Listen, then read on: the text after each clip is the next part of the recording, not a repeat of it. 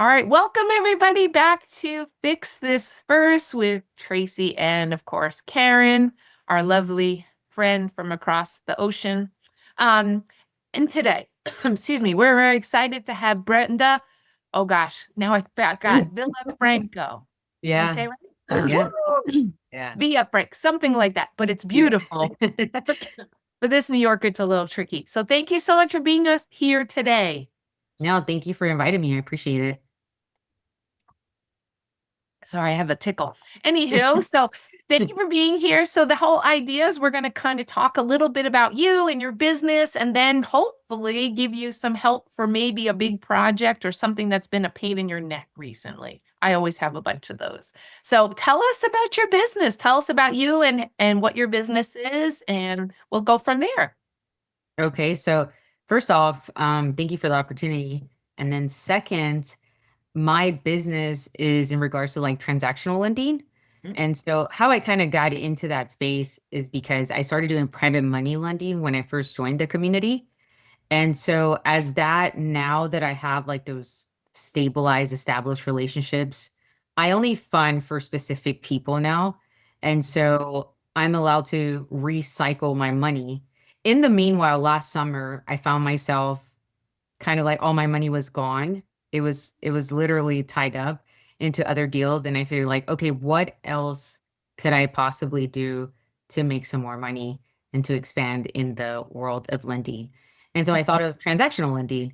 And so I decided like, okay, if I really stick to this and give it a 90-day kind of consistency and see how I can possibly maybe, get some traction with it, then I'll go ahead and try it. And so I did. So the difference was this time is that instead of telling people, hey, I do private money lending, I started just telling people, hey, I do transactional lending now. So if you need help with any earnest money deposit or any double closes, then definitely reach out to me. I love to see how I can help or how I can actually fund those deals. Okay, Within so is that the main difference, Brenda? Is Yes, from PML, is, your private money lending for those who are not as involved in real estate. So the PML is like your private money lending, you maybe first position and you're helping people either do fix and flips or things like that, right?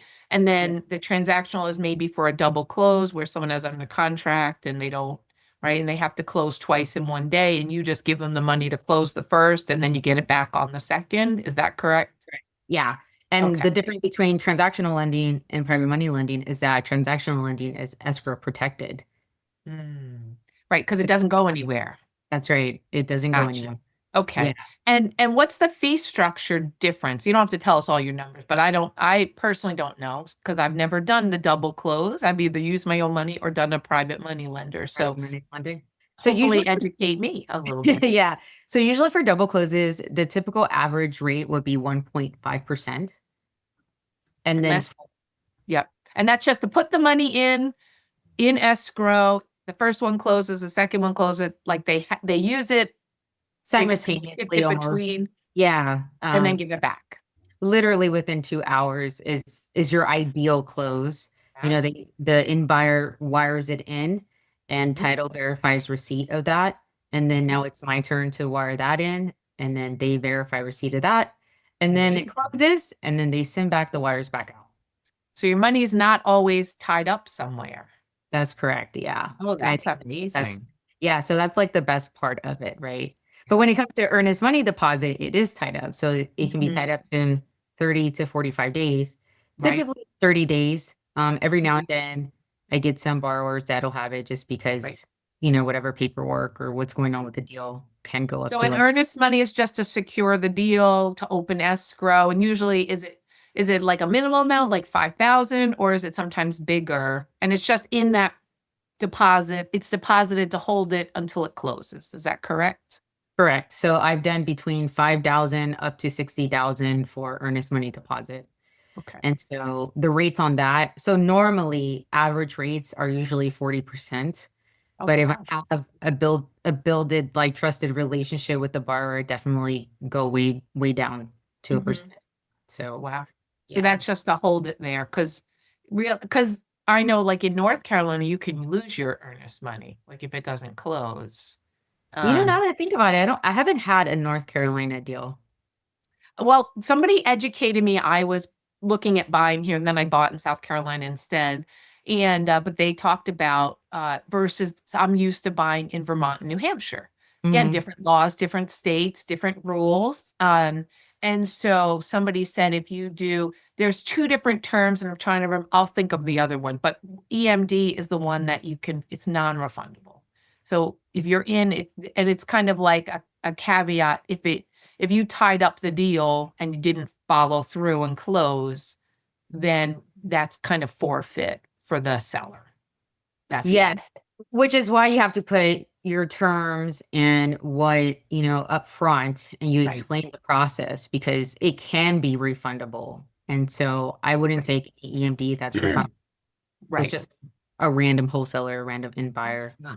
It's especially if it's an end buyer. End buyer is essentially you're doing a small private money loan Sure. because it typically just goes hard at the moment you wire that fee in, Right.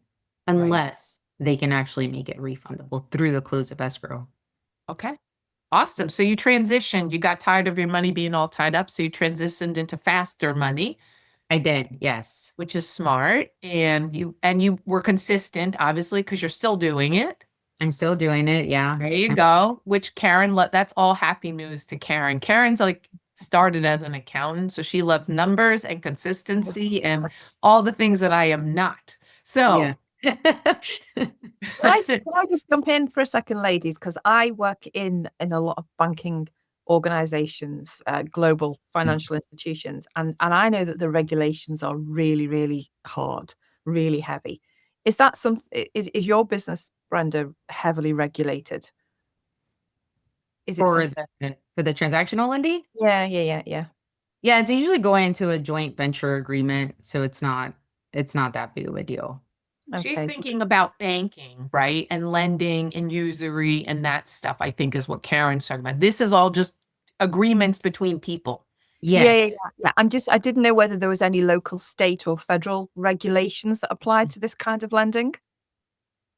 It does for private money lending. Yeah, there is a thing with usury laws as well too. Yeah. But Okay, as but far not as for like transactional lending, no. no. Okay, that's interesting. Okay, All different. right. So We have a lot of regulations in the UK, which is why I just yes, wanted you to. do. Yeah. Which is why we live in America, ma'am. But okay, so tell us, like, I think you were talking about growing pains or something like that. So tell us what you wanted to talk about today.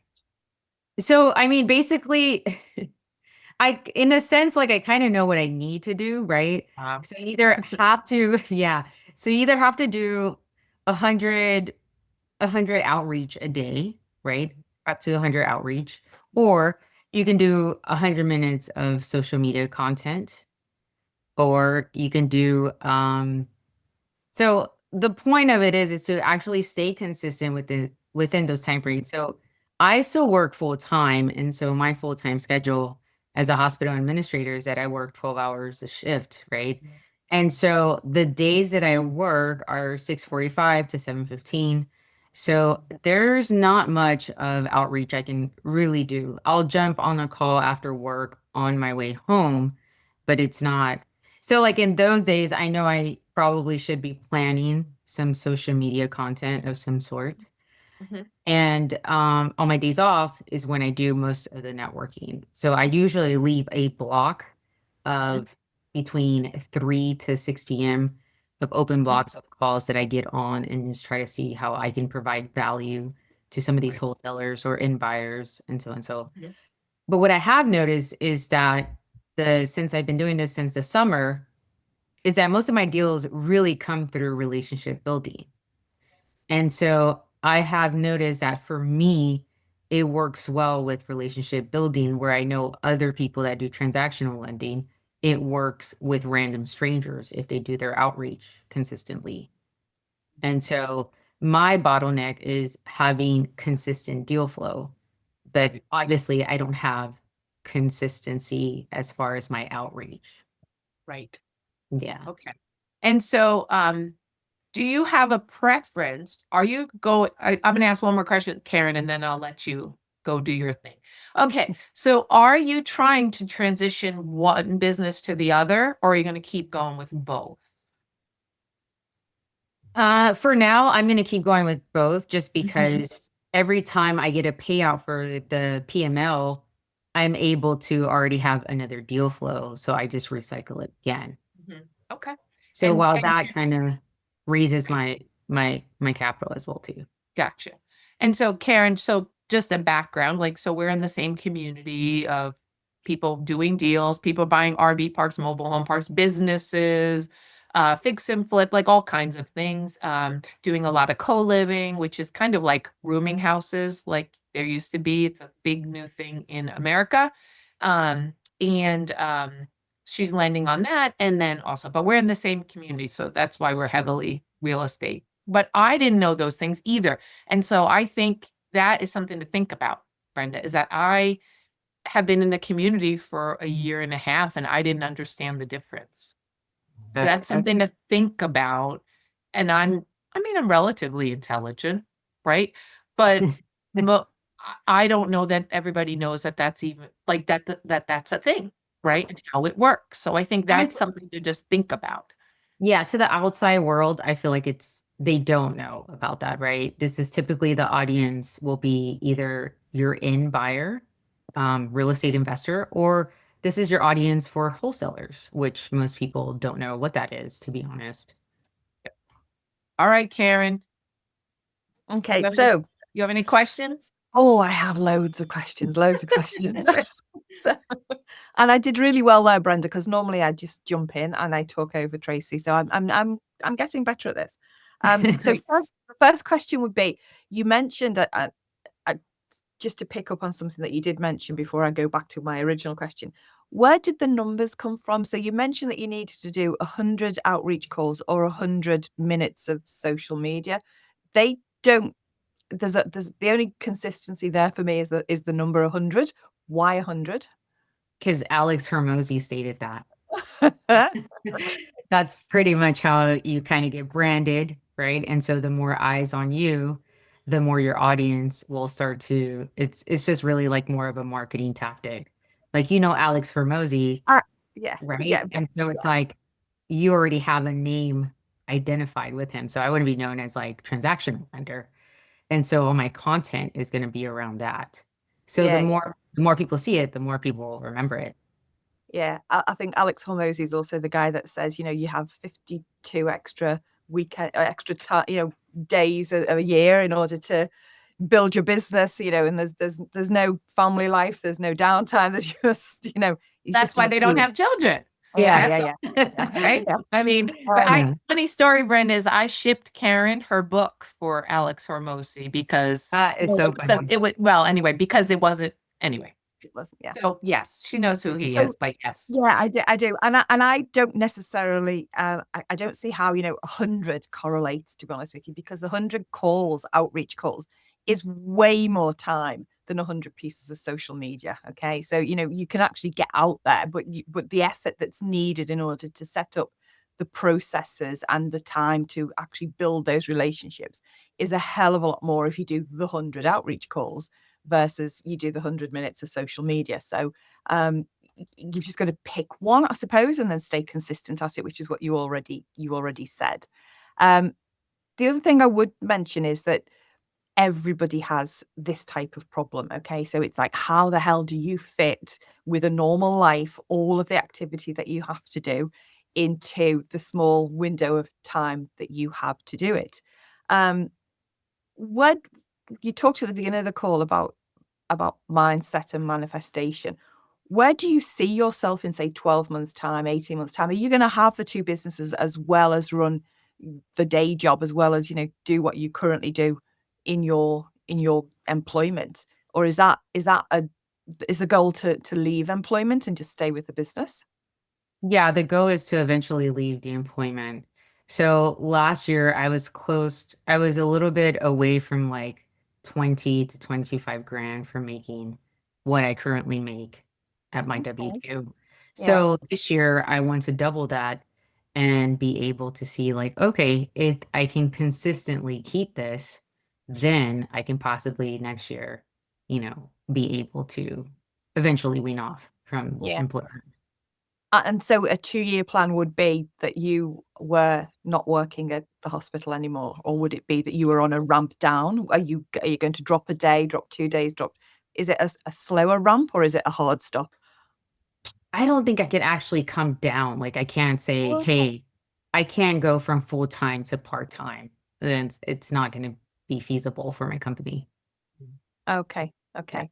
So it's a hard stop, and it's a hard Yeah. stop within the next 2 years. Oh my God, how exciting is that? It's just Wait, I was like, you're excited. I'm like, wait, I don't know. I'm kind of nervous about Now, it. Karen has been like self-employed forever. I have been self-employed. And so sometimes I'm jealous of people with W-2s. I'm like, you get paid and you get to go home and they don't call you. I mean, like all of those things. So like sometimes the W-2 is the superhero, right? Like, Wow. No, Well, I agree. It's definitely my superpower. Like it allows me to build capital throughout the year to put into yeah. more PML deals as well. So But sometimes do you not get frustrated that the hours that you're spending in your employment are taking you away from the passion, which is your business? And if you had more time, it would absolutely, just ramp up really, really rapidly. I mean, that to me, I've not had a proper job for about 30 years now, to be honest with you. I was an accountant Oh for 10 wow. years, and then I just went self-employed after that. So yeah, for a good 25, 30 years, I've not really had a steady income. And the adrenaline rush, that because you have to, it's me or nothing. I've got to build this Mhm. business. I've got to be able to pay the bills. And so I've got really, really good over those 2 decades at time management, at making sure that I actually use everything and every toolkit out there to actually preserve me, to give my family the time that's needed to do some hobbies. And my hobbies are listening to, podcasts, and so it's a bit of work related as well. Mhm. Um, but I think in order to really achieve what you want to do, it's around that time management that you've really got to understand exactly where you spend your time and how you can best use your time, how you can use it differently. So one of the things that we always do when we go into an organization that's looking for, because Tracy and I run a business around exit planning, and that's not necessarily just selling the business, but it's also how do you remove you as being the linchpin in the business. All roads lead to you. You're the key person in the organization. How do we take you out of that so you've got some transferable wealth? If you wanted to sell it, it would be there to sell, but otherwise you've just got your time back, and everything else is either automated or it's got processes in that you can outsource. And one of the first things we ask people to do is do like a diary audit or a calendar. When I said diary audit first, Tracy didn't know what I meant, but it was like a calendar audit. It's literally go through your day. Now, the bulk of your days are going to be spent in your W-2, but it's like what happens outside of that is a drain on your time at the moment. How the hell you fit in 100 outreach calls when you're working full time? Absolutely no way. But you could quite easily do 100 minutes of social media, especially if you use the tools. And we have tools, we have, the normal things that you can for scheduling. But more recently, we've started to use agentic AI, and that's absolutely revolutionized everything that we're doing at the moment. But the first place to start is to see where you're spending your time. Color code it, get the highlighter pen out and stuff like that, and go, and it will jump out at you, and you'll go, "Oh my God, I did not realize I spend a lot of time walking the dog and thinking." But if you saw my highlighters all over it's like, oh my God, how much time do you spend walking the dog? It gets my steps up, but it also allows me, it's that ideation time to really sort of crystallize my thoughts and things like that. So I won't give that up, even though that looks to be the majority of where I spend my time. But it's really powerful when you can see it that way. Is that something you've ever done before, where you've just analyzed where you spend your time?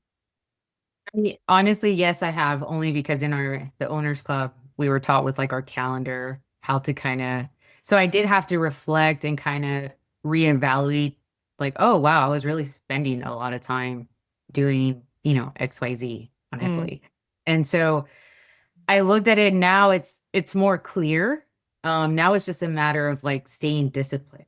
So like okay. the cool thing about my job is that yes, it sucks that I worked the 12 hours, but then the cool thing about it is that I do 6 shifts and then I'm off for 6 days. Wow. Okay. Yeah. Okay, so like I have those 6 days, but really it's 4 because I don't want to work on the weekend. Like that should be my balance of spending time with, family and friends. And so really I have 4 days, and like those 4 days, I think I need to do better with being more disciplined and waking up extra early like the way I do with work. And so, because usually on my days that I work, I wake up at 3:30, I do prayer, I do meditation, I go to the gym at 4:30, come back home, take a shower, get ready for work, and get to work at 6:45. And then I go on to work until 7:15. Then I head home, shower, eat, go to bed, and repeat. You are super disciplined, aren't you? I was jealous. I was like, wow, 3:30. I wake up and I roll over, meditate, and I go right back to bed. And so, but I'm not that disciplined because I can't get it together most of the time on my days off. And so that's where I'm like, I want to wake up still at that time because it's whenever the rest of the world is sleeping and there's no calls, so it's kind of nice to move that out the way and get it out the way by the time breakfast comes. Yeah. So I'm an early riser. But I just don't like to talk to people before 10 o'clock in the morning. So I'm just like, just let me get on with things. One thing that really, so I'm jealous of your 4-day run, to be honest with you. I said to Tracy, next week, I have cancelled all client calls. I am running a couple of webinars, a couple of courses, but I'm literally taking it's from Friday evening right the way through to the day after Easter. So I've got maybe 8 or 9 days solid just to work on my business. And that's the first time in a number of years I've taken that much time away. And one of the things that I've done to prep for this, and I don't know whether you do this, because I am super jealous of you having 4 days every 6 days to spend on your business. But I've had to be really strict with myself and give myself like a runway. So I've gone, I know what I'm doing when I'm waking up on Monday morning. It's not like I'll wake up and I'll go, okay, I'm off now. What is it that we're going to do? I've got a plan. So I started life as an accountant, but I'm now like a program manager. So I have plans coming out my ears. I have things that I know that need to be done. I've got deadlines and I work backwards. So I know that by a week on Tuesday, when I've got client calls back in the diary, I have to have achieved a full shopping list of things that I need to do. In order for me to do that, I've had to do some planning this week that says, right, well, what does Monday morning look like? And I think if you've ever gone through that process where you say, right, rather than wait till next week, you say half a day of this week's 4 days to plan what you're going to do on the next 4 days and put that aside. And when you wake up on that, you've got a full list then of everything that you need to do, a checklist that says, wake up at 3:30, do your meditation, do your run, go to the gym, that type of stuff, and then start work at 7 o'clock on your own business. That in itself, just writing that type of things down, just making a plan is so powerful, because you're not second guessing. You're not in the weekend thinking, well, I'm off Monday, what do I do? And that type of thing. So that goes hand in hand with that diary management piece. So some of that, Karen, is what Pace was teaching us last year in the community. I don't know that he focused as much on the diary of like eliminating things, but he definitely he lives by his calendar and he gets more done than probably anybody you've ever met. Like he's 24/7 and he sets all these standards for himself, but it's he doesn't do it if it's not in his calendar. So he taught all of us this methodology, but it's very difficult because it's very easy to get off track. I start the week really well, and I always overestimate all the things I have to get done, right? And then I plot them out, but then inevitably I run out of time this day. So then I get slid. And then by the end, it's just a mishmash. And I'm like, okay, and then I'm trying to like talk myself through like, okay, this is what it is. I'm going to do the best I can, right? And get it done. So I think we both have worked on it. And I think the general consensus for people at Owners Club is that we're all at least getting better. Yes. Right. It's not something we've perfected, but kind of what Karen was suggesting about, I think that's a really interesting, like, okay, let me ask you, do you schedule yourself on your days off? Do you schedule out your day? Yes. Okay, For the so you most do. part, So yeah. you have like on your 4 days off or whatever. Um, and so what do you I think I wonder too, because I mean you only have that little time before work and you have to be at work. So Right. if you don't get up, it's not happening. It's not So happening. so maybe there's a way you can trick your brain, even just for a little while, right? Or Mhm. I don't know, maybe there's something, but the other side of that I was thinking about was like, how are you using AI to help you with some of these things? Are you using any systems or a VA, or like Pace has taught about the Orbit program, or bringing people into your business to make phone calls, or any automated calls or anything like that to help you to not see this like big. To me, when I think about social media, I'm like, ugh, I I don't know want that. I think that's almost everyone because right, it takes so much time. it does. And you Yeah. don't always see the rewards. You know they're there somewhere, but you don't see the rewards immediately. So I'm just wondering if there's like anything you can do to like break your brain because you're already thinking that. That's in there, right? Yeah. Yeah. So I just wondered if there was anything you think you could do that would help you to like. And whether it's like, "Okay, I'm just gonna do it for 20 minutes, and then I'm gonna give myself" like, I talk myself into when I'm really tired, I'm like, "I'm just gonna do s for 20 more minutes, and then I'm done." And so, like, it just gets me one more thing finished. It's just like a little game I play with myself Play at with midnight, yourself. Yeah.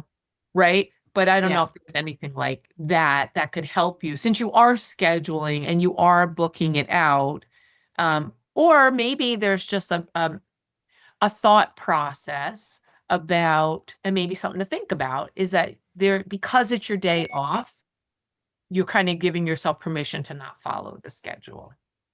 Right. Yeah. Um, the only time I wake up early is if my friend joins me on one of the days she's working and I'm not. Then Mhm. it's like, okay, I have to get up because she's gonna come all the way on my side of town to work out.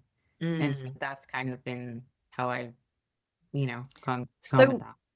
So is the real problem then that you just need that trigger on your day off because you know how to look at your diary, you've done all of that, you know how to schedule things in, you know you've done that, and you know that social media or being consistent is one of the biggest drains, and maybe that's just that's blocker that we all put there that says, "Oh, I don't really want to do this," so therefore you don't do it. I used to leave all my homework till Sunday evening, because it was always, I don't want to do my homework, but when I've got that deadline, I work really well with deadlines. I Me do my too. best work when it's 2 a.m. in the morning and I've got a pitch deck that's due at 9, but and I do everything really, really well in those final few moments. But I think if it is it that trigger that you think you need in the morning that says, "Get out of bed, Brenda. You've got to do it." Is it that little that voice in Kind your of, head that yeah. needs to Like I give you need say, to, yeah, yeah, I need to like not turn over and be like, okay, I'll go to the 6:30 workout. You know what I mean? Yeah. No, What if you definitely. hired someone? What if you hire someone like if your friend met you one, if you got your friend to commit to meet you one of the days, Uh-huh. and you hired someone or made an appointment to meet a trainer or something, it costs you money, so you know you're gonna do it. Maybe Mhm. there's a way just until you get yourself in because the reality is you probably wouldn't go back to bed when you got home. Right. No, definitely. I would be wired up, full of energy, right? Mhm. So it's And like, feeling okay, accomplished, like, "Look at yeah, all this crap I got done already. It's yeah. my day off, I got the whole day." He's like, Like, oh, look, I'm done by 11 a.m. Amazing. and then imagine Yeah. the reward you could give yourself, like could you set your own, so here's something I'm gonna have a go at this actually, because I've been writing AI agents all day. Somebody sent me a pitch deck this morning. And he said to me, "Could you just review this?" And I was like, "No, I don't have the time." But what I did have was the time to create Peter, who's the AI agent who now reviews pitch decks. So I gave Peter all of the decks that I have written. I gave him all of the critiques that I've ever done. I gave him all of the things that I would look at. So I fed him the information in about 20 minutes, which was half the time it would have taken me to review the dozen slides that this guy sent over. And now I just load Peter up with any new deck that comes in, and he tells me where all of the things, because he's got a framework to work against, all that type of stuff. So what I'm going to do when I finish this, I'm now going to create an agent that tells me tonight what it expects of me in the morning. Okay. So I've now triggered myself. So I'm going to call up the agent, Karen. Karen, you have to do this tomorrow morning. Okay. And by a certain amount of time, so say by 10 a.m., I'm going to remind you and I want you to give me the output. Okay. And I'm just going to see, because I'll write that in 20 minutes. I'm just going to see if that changes my behavior. She's going to tell me tonight what she expects of me tomorrow morning, and she's going to be me. I'm not going to give that responsibility to anybody else. It's my responsibility to be able to do that. So Brenda, you could end up with a version of this. I'll see if it works tonight. If it works, I'm going to ship it across to you. I'm going to give you access to it. And I'm just going to say, here's Brenda's version of it. Okay. And Brenda will tell you what you need to do tomorrow morning by a certain time. Does that sound okay? It'll be a bit of fun if nothing else. Yeah, no, definitely. Okay.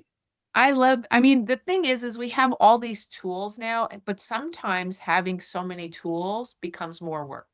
I was gonna say, and like more overwhelming too, right? Yeah. I mean, or I can also simplify. I heard a podcast one time, and the guy literally leaves his phone in the bathroom.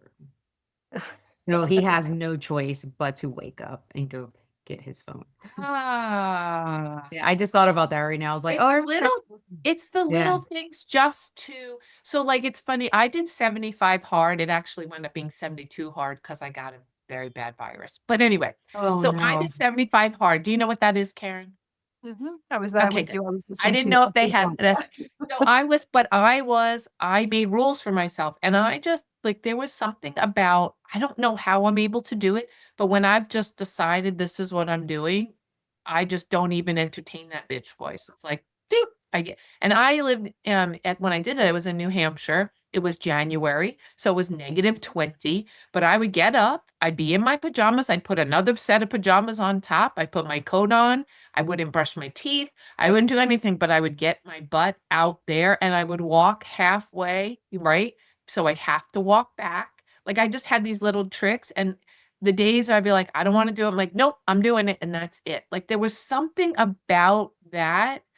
Why is it that you can sometimes, like right now, I'm doing keto and I own a candy store. So that's a really hard thing for me because I'm in the candy store all the time. Yeah. No, but after traveling and eating like crazy person for like 2 weeks.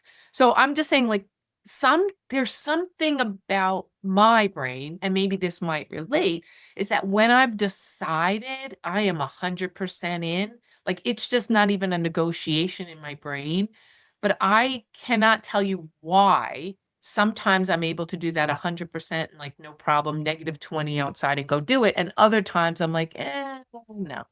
Right? I don't know what the difference is, but maybe there's something like that for you that you can It's like a bigger why. Yeah, I don't know.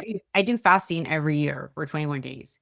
21 days. See? Like, look at that discipline. That's Well, but this is like more spiritual. So I think, the Yeah. reason I break it is obviously there's Mm. something, and so Yeah. when I do that, I never look forward to it. Like never. I'm never Right. like, I'm so excited to do my 21-day fast. And so as I start going, obviously the first 4 days are like the roughest because I have been consuming coffee and it hasn't been decaf. And so now I have a Right. headache. And so, but once I really get into it, which is like day 5, 6, 7, then I start to really spiritually grow and deepen my relationship with God. Mm. And then I'm like, wow, it's so crazy how that works because now I'm not even craving anything. Like Right. food is not even at the core of me. I'm eating because I have to eat, not because I actually Amazing. want to eat. And so usually So if you I need that same kind of hump I for do. Yeah. I right? sure. Mhm. Well, and maybe it's just okay, I'm gonna do it for 3 weeks in a row, every day, even days off or whatever it is, right? And just Yeah. set yourself, because you are disciplined. So sometimes it's just breaking your brain to think about it different. I think just think about this. So the science behind changing your habits and changing behavior is it takes about 60 odd days for a change in habits to become a daily action. And the challenge that anybody who's got an irregular pattern to their life, such as working and then taking to, so, my husband was a police officer, and it was really difficult when he would shift from night shifts to days to, Days. and you can't keep that pattern up. So it's really difficult to form habits. So that, don't beat yourself up about it, because the science is it takes 60 days full run at doing something for it to become habitual. I'm not in the same space as Tracy, where I can convince myself I don't need to listen to myself. Okay. So I need a device to tell me. Although I have tried leaving the phone away from the bed, and where I have to get up. I get up, make a coffee, and then go and sit in bed and flick through my phone. Then, so it doesn't necessarily work for me. The one thing that really works for me when I deny myself is during Lent. I will give something up during Lent, and then absolutely I'll stick to it, just because it's my upbringing that's what I need to do. So there are various triggers there that I think you've just got to figure out which one works for you. Yeah. But you've got an irregular pattern, so you won't change your habits in an easy way. I think that external trigger, whether it's removing your phone or having an external trigger that tells you to do something different, is one way to look at it. But thinking about it like that, it's really work. I mean, your business is just as much work as your W-2. It actually can pay you more. Yeah. Right. And it's just making your, like, so for me, nobody kicks me out of bed. This is like, I am self-employed and nobody else is going to do it. So I get up and I do it, and I go to the things, and I think maybe even something around that, right? Because there's probably some element there about you, that this is your day off. Right. It's not a work day. Yeah. But you must say, I mean, so numbers do it for me as an accountant. I know that if I get up and I do X, Y, Z, I'm going to get that ROI. I know that I can convert my actions into hard cash. And to Tracy's point, there's only me that's going to do it. No matter how many people I have on staff, no matter how much I automate it, I am the trigger. And as soon as I know, I mean, I signed a deal yesterday for a franchise that is like a significant amount of money. I was over the weekend working on the franchise proposal and all that type of stuff, and there was only me that could do it. And when I came off that call last night and I realized that there's a lot of money to be made there, I was like, oh, I'm glad I spent the weekend doing this. So maybe the numbers, Maybe that could be like my incentive, right? Yeah. Yeah, That's true. figure out what your P&L is and figure out what your ROI is, and that's the reason to get out. There's no better reason to get out of bed from my point of view.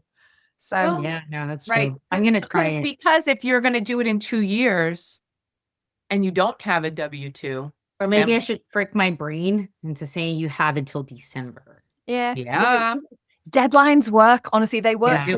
That's the date. Deadlines work. Yeah. Like the date. December That's great. 31st Yeah. There you go. be coming together. So Yeah. and we're already like Q2, so I'm together. Yep. And there are ways for you to get your content done, and there are ways that you can get your phone calls made, and there are ways, like, there are other ways. But if it's more mindset, especially because you brought that up, right? Like, that is sometimes we're the problem, usually, Right. right? Yeah. We're the bottleneck, we're the one in the way. I know I'm the problem. Karen will tell you I'm the problem.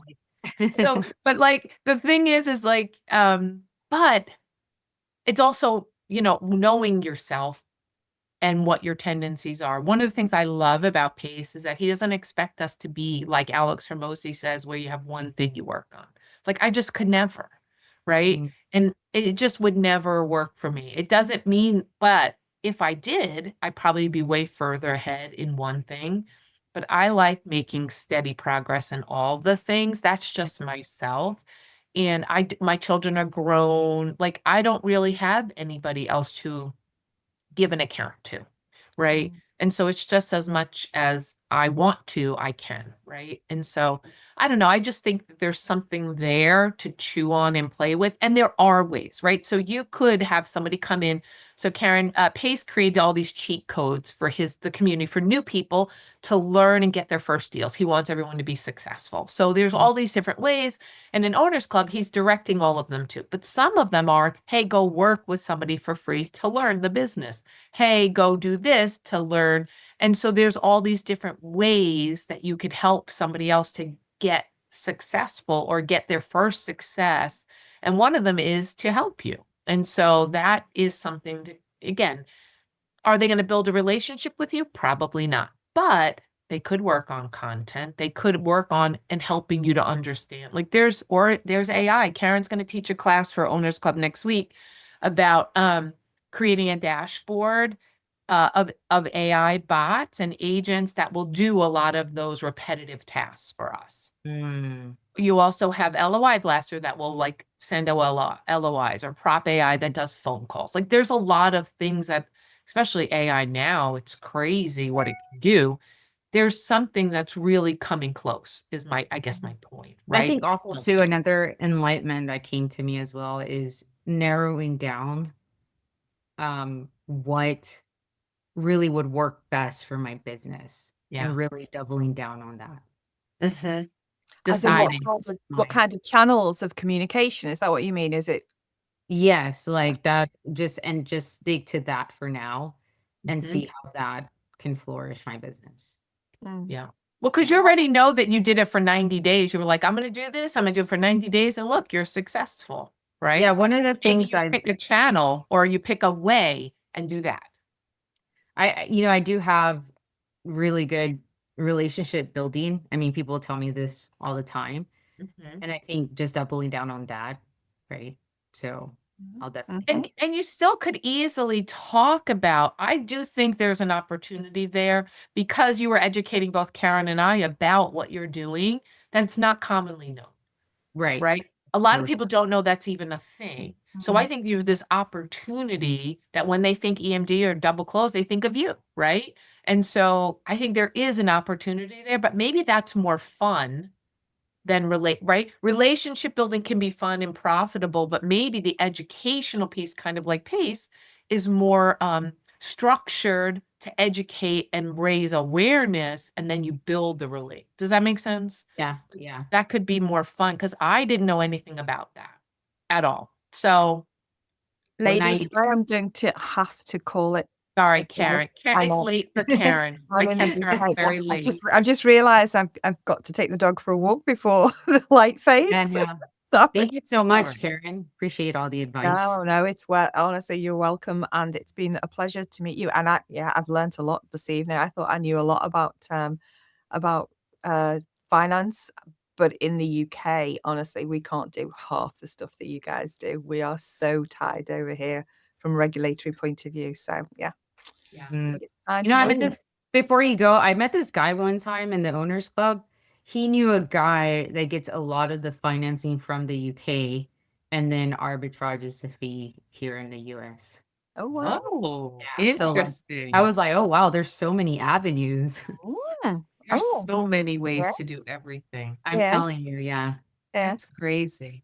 Yeah, well, he got lower rates in the UK, so he was able to use those funds, bring it to the US, and charge a little bit more and arbitrage the fee. Wow. It would be interesting to see how he unlocked the funds because, as I say, I know how difficult it is in the UK. We've got so many regulations now around money laundering, about sanctions and terrorism lists and all that kind of stuff. It's pretty serious over here. Just trying to get any kind, and even if you just want a normal mortgage for a normal house, it's really, really difficult. So, wow, okay, that's good to know. Yeah, it'll be interesting. Anyway, ladies, I am going to leave. Thank you. No, we're good. So thank you so much, Brenda, for being here. Appreciate it. Yeah, and great meeting you guys. Yeah, absolutely. We'll be in touch. I'll keep you guys posted on how it goes. Yeah, please do. Yeah, accountability. See you soon. Okay.